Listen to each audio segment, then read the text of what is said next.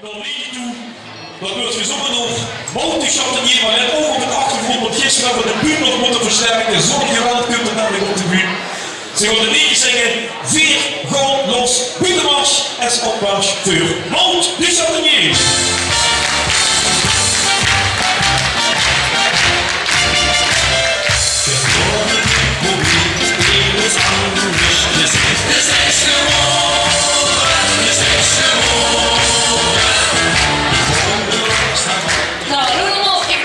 Vandaag beginnen en voor de rest wens ik u een hele fijne avond.